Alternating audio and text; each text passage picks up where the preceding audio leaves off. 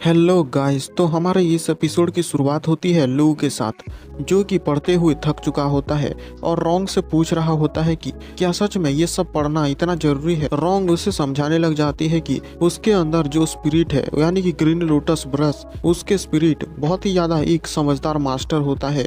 इसलिए अगर उसे उसके साथ बॉन्ड बनाना है तो उसे भी उसके लेवल तक पहुंचना ही पड़ेगा, और इसलिए लुओ को उसकी सारी पोएट्री को समझना पड़ेगा जो सब उसने लिखी हुई है। लेकिन लुओ सच में पढ़ कर बहुत ही ज्यादा थक चुका होता है, इसलिए वो कहने लगता है कि क्या वो थोड़ी देर ब्रेक ले सकता है। वो उतनी देर से पढ़ ही तो रहा है। तो रोंग उसे कहने लग जाती है कि वो जरूर अपनी पूरी जिंदगी भर आराम कर सकता है, लेकिन उसकी वजह से जूगा फैमिली से पकड़ा जाएगा। और फिर लू ली का अटैक याद करते हुए फिर से पढ़ने के लिए तैयार हो जाता है, और साथ ही लू रोंग से पूछने लग जाता है कि क्या सच में उनके कोई दोस्त नहीं है जो इस सिचुएशन में उनकी मदद कर सके। तो रोंग उसे कहने लगती है कि इस दुनिया में ऐसा कोई भी नहीं है जो जूगा फैमिली के अगेंस्ट जाने की कोशिश कर सके, क्योंकि वो सबसे पावरफुल है। ये सुन के तो लू बिल्कुल ही विश्वास नहीं कर पाता है और सोचने लगता है कि अब तो उसे कुछ पता भी नहीं है और उसने सबसे बड़े पावरफुल क्लैन से पंगा भी ले लिया है, और कहने लगता है कि अभी तो उसके पास कोई एक्सपीरियंस भी नहीं है। ये सुनकर रोंग उसे समझाने की कोशिश करती है और कहने लगती है कि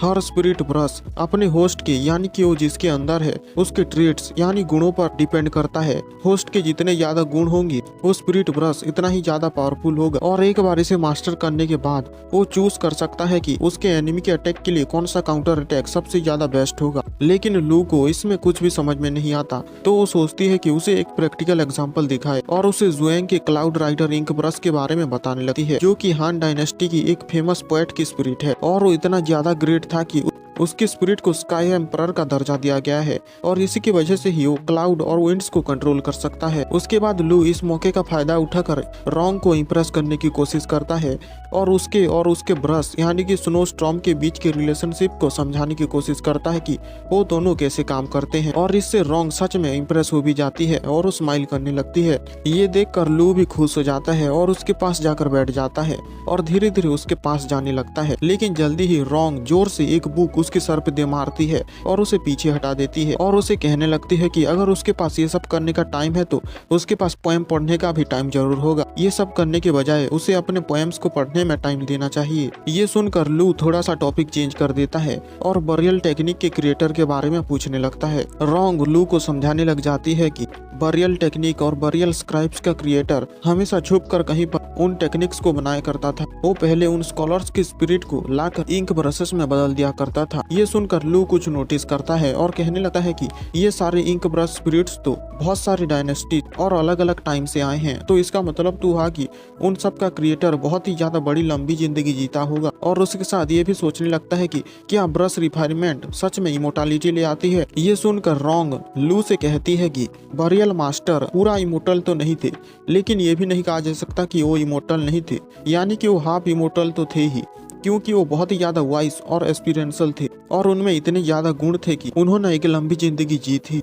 और साथ ही रोंग लू से कहने लग जाती है कि उसके पास तो ऐसे कोई गुण है ही नहीं। ये सुनकर लू बहुत ही ज्यादा ऑफेंड हो जाता है और उस क्रिएटर को क्रिटिसाइज करने लगता है और कहने लगता है कि उसे उस बरियल मास्टर में कोई भी ग्रेटनेस नहीं दिखाई देती है। रोंग कहती है कि वो बिल्कुल भी सरप्राइज नहीं है, क्योंकि उसकी औकात ही नहीं है कि वो उसकी ग्रेटनेस को समझ पाए। ये सुनकर लू और भी ज्यादा भड़क जाता है और कहने लगता है कि अगर वो बरियल मास्टर इतना ही ज्यादा अच्छा था और लोगों की भलाई करना चाहता था तो उसने उन ब्रशेस को बनाकर एक जगह पर छुपा क्यों दिया। ये तो बस उसकी सेल्फिश डिजायर थी कि उसने उस ब्रशेस को बनाया था। तो रॉन उसे कहने लगती है कि उसने ये सब बनाकर वहाँ के कल्चरल हेरिटेज को सपोर्ट किया है। और फिर लुओ रोंग से कहने लग जाता है कि उसकी ग्रेटनेस तो एक बहाना है, क्योंकि उसने उन ब्रशेस को बनाकर अपने प्राइवेट एंटिटी में रख लिया था। अगर वो सारी इंक ब्रशेस उसके प्राइवेट एंटिटी में कहीं छुपे पड़े हो तो क्या उसके सच में कल्चरल हेरिटेज कहा भी जा सकता है। उसने तो उन स्कॉलर्स की सोल की बिना मर्जी पूछे ही उन लोगों को स्पिरिट ब्रशेस में ट्रैप कर दिया था और अपने प्राइवेट कलेक्शन में रख लिया था। इसलिए वो सरप्राइज बिल्कुल भी नहीं है कि उसके अंदर का ग्रीन लोटस इंक ब्रश एक दिन भाग गया था। था। उसी वक्त लू की इस इमोशनल रश की वजह से उसकी पावर्स एक्टिवेट हो जाती है और उसके अंदर से एक स्पिरिट डियर मैनिफेस्ट हो जाती है। वो क्रिएचर पॉन्ड के सरफेस पे कुछ देर घूमता है और बाद में डिसअपेयर हो जाता है। लेकिन इसे देखकर लू बहुत ही ज्यादा खुश और एक्साइटेड हो चुका था।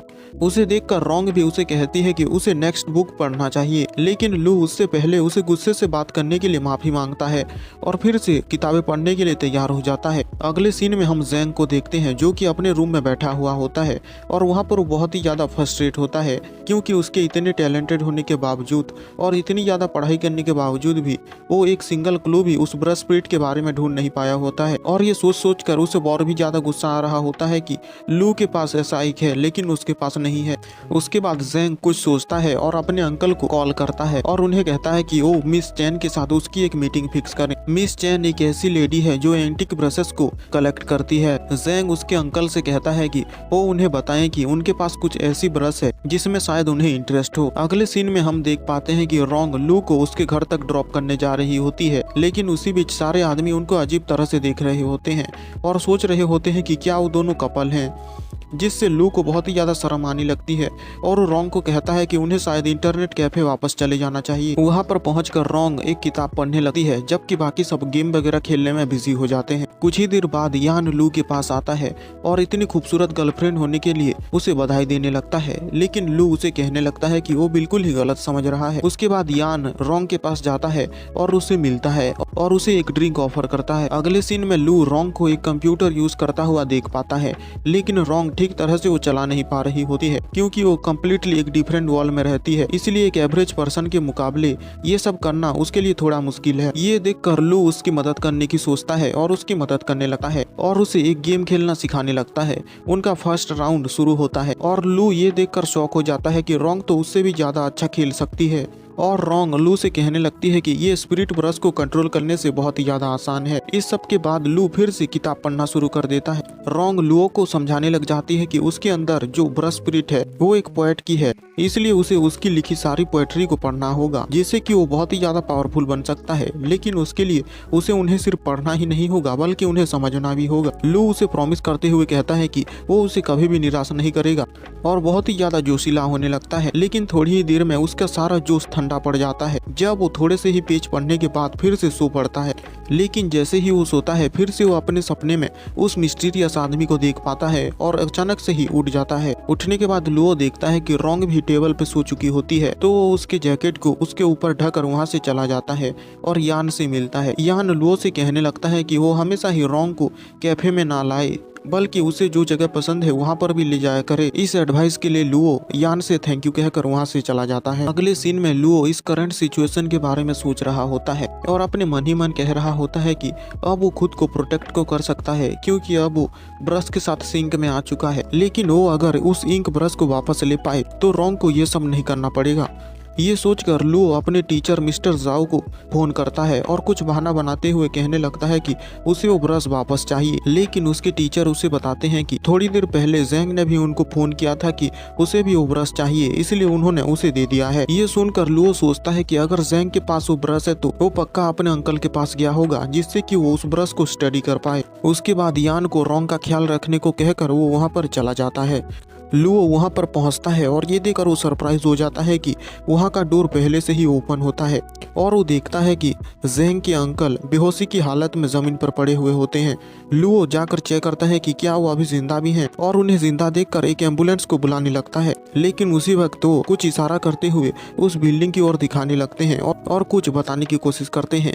अचानक से ही लुओ को एक शार्प सेंसेशन महसूस होता है जिससे उसे पता चल जाता है उस बिल्डिंग के अंदर कुछ तो गड़बड़ है। लेकिन वहाँ पर जाने से पहले लुओ एक चालाक पैतरा अपनाता है और अपने फोन को साइलेंट मोड पे रख देता है क्योंकि क्या पता कब किसका फोन बज जाए। लुओ वहाँ पर जाता है और ज़ैंग को बहुत ही बुरी हालत में देखता है और उसे पता चलता है कि मिस चैन ने कॉर्लेस इंक ब्रश को उसके अंदर डाल दिया होता है और वो ज़ैंग को कह रही होती है कि इस ब्रश को रिफाइन होने में बहुत ही ज्यादा टाइम लगता है और असल में ये वही लेडी होती है जिसने उस साइट से उन ब्रशेस को चुराया था।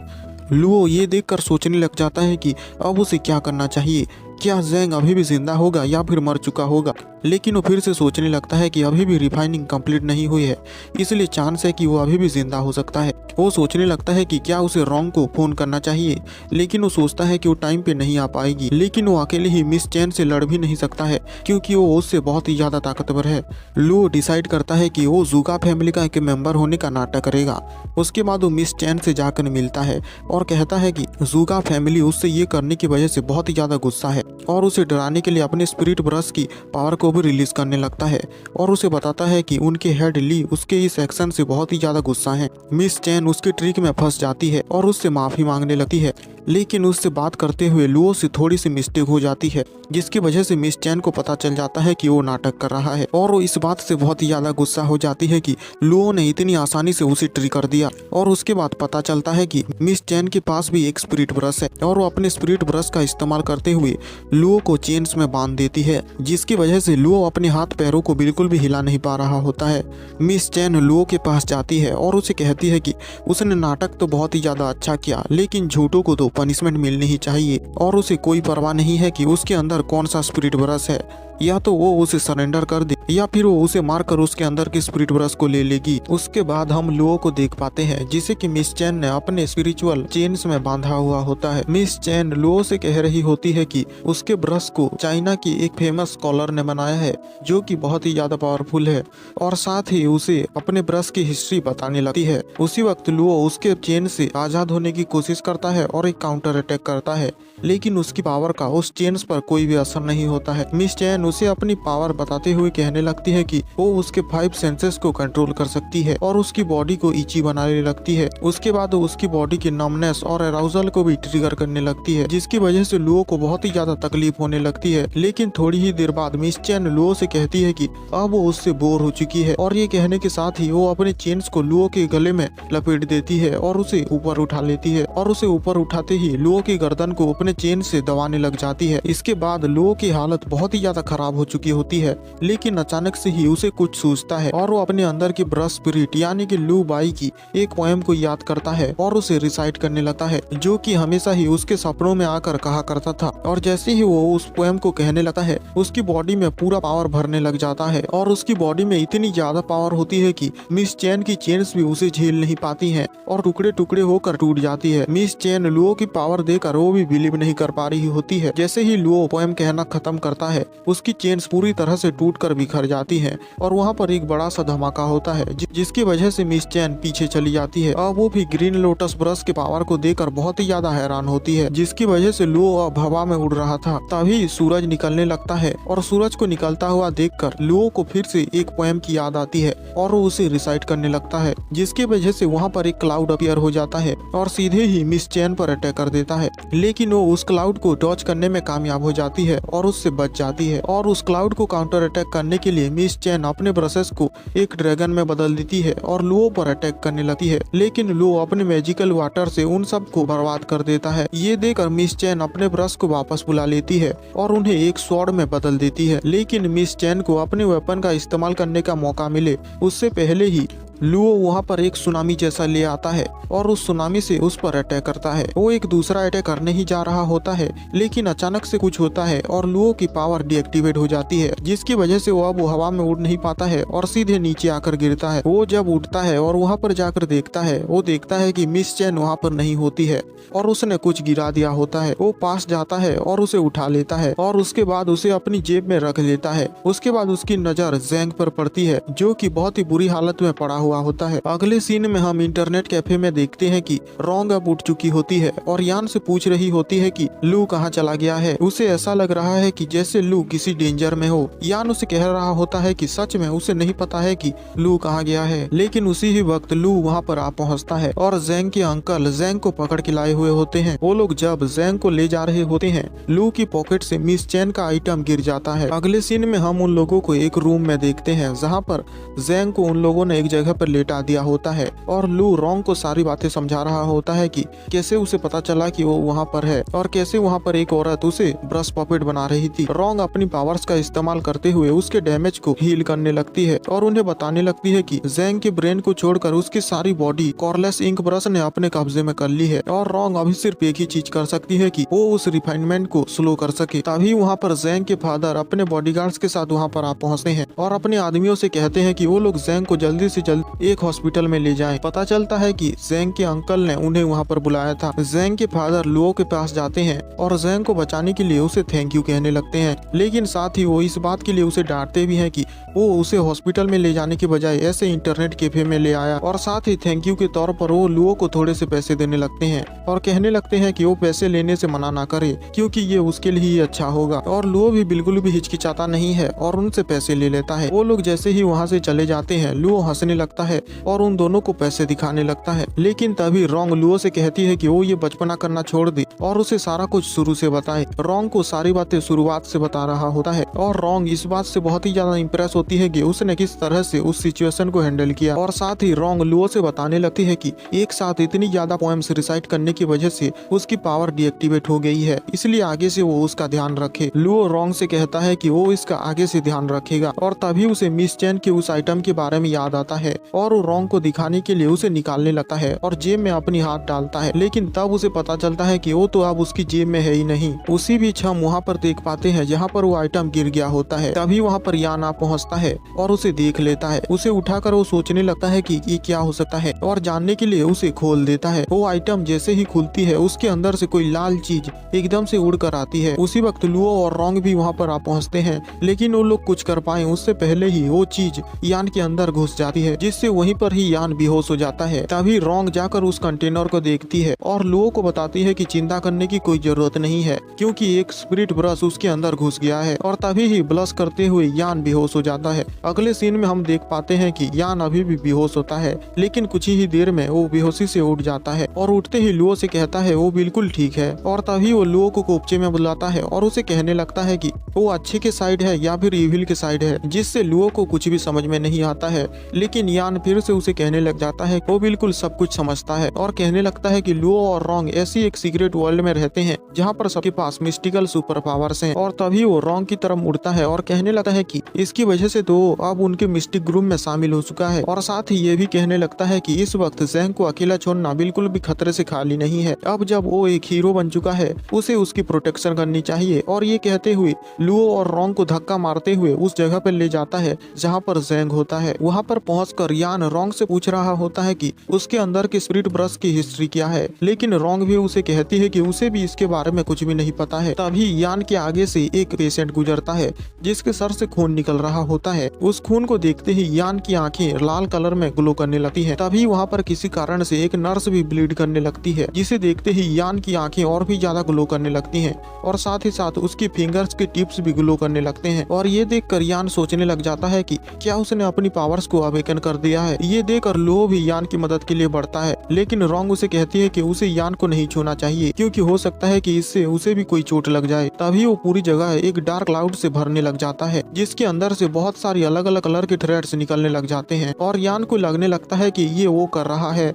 और कहने लगता है कि वो इसे बिल्कुल भी कंट्रोल नहीं कर पा रहा है। लेकिन तभी रोंग उन्हें बताती है कि ये यान नहीं कर रहा है, कि ये 5 कलर ब्रश का काम है जो कि हेलुसिनेशन कास्ट करता है। वो उन्हें वार्न कर ही रही होती है कि लेकिन तभी ही हम देखते हैं कि यान और लुओ तो ऑलरेडी उनके कैप्चर में आ चुके होते हैं। वो थ्रेड्स रोंग पर भी अटैक करने आते हैं, लेकिन वो अपनी पावर्स का इस्तेमाल करते हुए उन सब को हटा देती है। लेकिन वो उन सब को हटा ही रही होती है कि तभी कुछ थ्रेड्स आकर उसे पकड़ लेते हैं, जिसकी वजह से रोंग चिल्लाने लग जाती है। ये सुनकर लुओ की पावर्स एक्टिवेट हो जाती हैं और वो उन थ्रेड से आजाद हो जाता है और साथ ही यान भी आजाद हो जाता है। उसके बाद वो दोनों रोंग की ओर पहुंचते हैं। उसके बाद लुओ रोंग को भी उनके कब्जे से आजाद कर देता है। तभी उस डार्क क्लाउड में से एक बंदे की हंसी की आवाज सुनाई देने लगती है। वो बंदा कहने लग जाता है कि वो बिल्कुल भी सरप्राइज नहीं है कि लुओ के एबिलिटी ने उसके पावर को भी असर कर दिया है। रोंग कहने लग जाती है कि ये लुओ की ग्रीन लोटस इंक ब्रश की एक पावर है जिससे कि वो इन थ्रेड्स को भी असर कर सकता है। और साथ ही वो उनके सामने एक आइस वॉल क्रिएट कर देती है,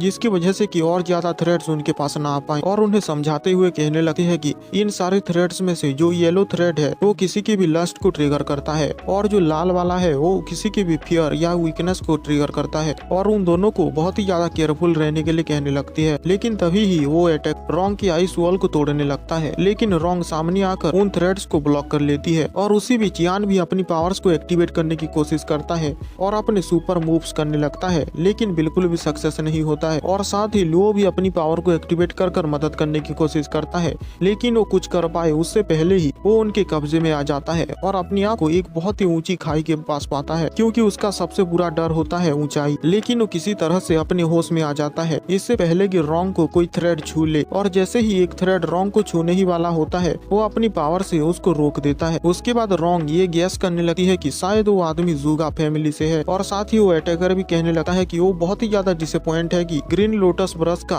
होस्ट इतना ज्यादा कमजोर है, और उन पर अटैक कर देता है। लेकिन रोंग उसके अटैक्स को फिर से एक बार ब्लॉक कर लेती है। लेकिन वो जूगा फैमिली का मेंबर अब बहुत ही ज्यादा गुस्से में आ चुका होता है और वो अपने ब्रश पपेट से उन तीनों पर अटैक कर देता है। वो लोग उन ब्रश पपेट से लड़ ही रहे होते हैं कि तभी रोंग को एक रेड थ्रेड छू लेता है। तभी लुओ उसके पास जाकर उसे होश में लाने की कोशिश कर ही रहा होता है कि तभी एक ब्रश पपेट उसे पीछे से अटैक कर देता है और अपने हाथ को लुओ के छाती के आर पार कर देता है, और साथ ही लुओ को यान के ऊपर फेंक देता है। और हम देख पाते हैं कि लुओ जैसे ही यान के ऊपर गिरता है, यान की ग्लोइंग फिंगर्स लुओ के बॉडी पे टच हो जाती है, और अचानक से ही लुओ उठता है और देखता है कि उसके सीने का घाव पूरी तरह से हील हो चुका होता है। तभी रोंग भी यान के ऊपर आकर गिरती है, जिसकी वजह से उसकी फिंगर्स उसे भी टच हो जाती है, और वो भी देख पाती है कि उसकी भी चोट ठीक होने लगती है। और साथ ही हम ये भी देख पाते हैं कि जैसे ही वो दोनों ठीक होते हैं, यान की 2 फिंगर्स ग्लो करना बंद कर देती हैं, क्योंकि उसने अपनी एबिलिटी को 2 बार यूज कर लिया है। अपनी नई पावर को देखकर यान बहुत ही ज्यादा खुश हो जाता है